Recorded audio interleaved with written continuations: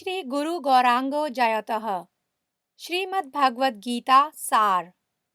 श्री गौड़ीय वेदांत समिति एवं तदंतर्गत भारत व्यापी श्री गौड़ीय मठों के प्रतिष्ठाता श्री कृष्ण चैतन्यामनाय दशमाधस्तनवर श्री गौड़ीयाचार्य केशरी नित्य लीला प्रविष्ट ओम विष्णुपाद अष्टोत्तर श्री श्रीमद् भक्ति प्रज्ञान केशव गोस्वामी महाराज जी के अनुग्रहित त्रिदंडी स्वामी श्री श्रीमद् भक्ति वेदांत नारायण गोस्वामी महाराज जी के श्री मुख निसृत अमृतमय वाणी से संकलित।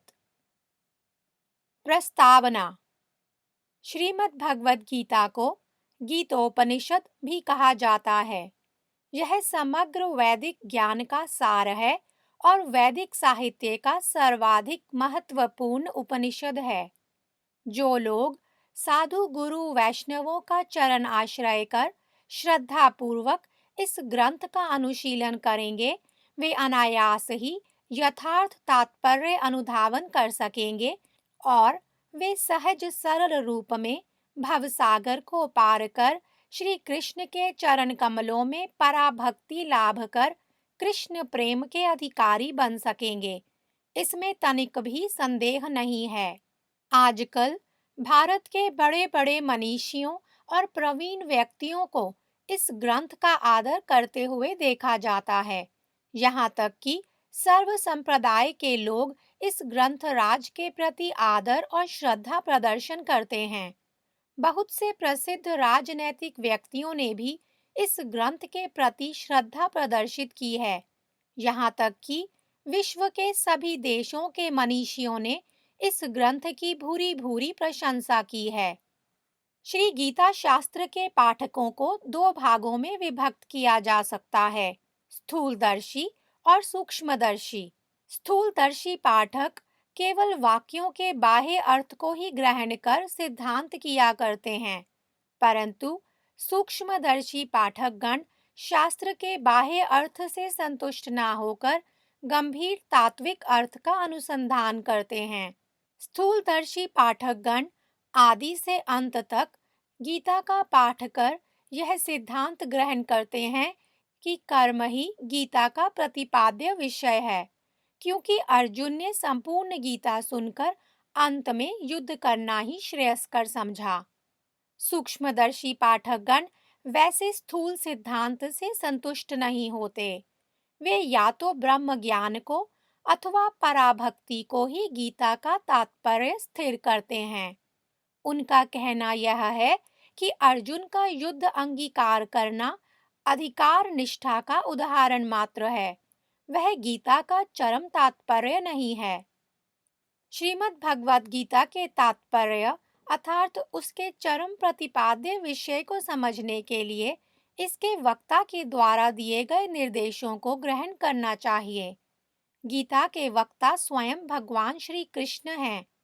गीता के प्रत्येक पृष्ठ में उनका उल्लेख भगवान के रूप में हुआ है। श्री कृष्ण ने स्वयं अहेतुकी कृपावशतः बहुत से स्थलों में अपने को परात्पर तत्व भगवान बतलाया है। अहम सर्वस्य प्रभवो मत्तः सर्वं प्रवर्तते इति मत्वा भजन्ते माम बुधा भाव समन्विताः। गीता 10/8। मत्तः परतरम नान्यत् किंचिदस्ति धनंजय मयि सर्वमिदं प्रोतं सूत्रे मणिगणा इव। गीता 7/7। अहम ही सर्वयज्ञानां भोक्ता च प्रभुरेव च न तु मामाभिजानन्ति तत्त्वेनातश्च्यवन्ति ते। गीता 9/24। अन्य भगवद अवतारों ने अपनी भगवत्ता का स्पष्ट परिचय स्वयं नहीं दिया है, किंतु गीता में भगवान श्री कृष्ण ने स्वयं ही सुस्पष्ट रूप में अपनी भगवत्ता का परिचय देकर अपनी शरणागति और भक्ति को ही जीवों के लिए सर्वोत्तम साधन निर्दिष्ट किया है। भक्ति ही गीता का चरम प्रतिपाद्य विषय है। इसे स्वयं श्री कृष्ण ने ही प्रतिपादित किया है।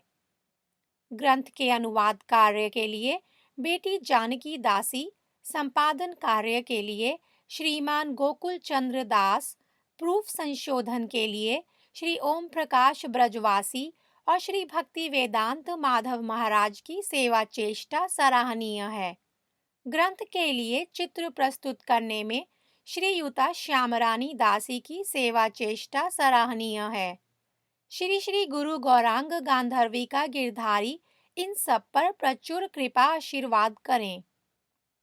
अंत में भगवत करुणा के घन विग्रह परम आराध्यतम श्री गुरुपाद पद्म नित्य लीला प्रविष्ट ओम विष्णुपाद अष्टोत्तरशत श्री श्रीमद् भक्ति प्रज्ञान केशव गोस्वामी महाराज मेरे प्रति प्रचुर कृपा आशीर्वाद वर्षण करें, जिससे मैं दीनहीन सेवक उनकी मनोभीष्ट सेवा में अधिकाधिक अधिकार प्राप्त कर सकूं। यही उनके चरणों में सकातर प्रार्थना है। श्री गिरधारी गौड़िया मठ, गोवर्धन, जिला मथुरा, उत्तर प्रदेश। अन्नकूट महोत्सव 2 नवंबर 2005। श्री हरि गुरु वैष्णव कृपालेश प्रार्थी दीनहीन त्रिदंडी भिक्षु श्री भक्ति वेदांत नारायण।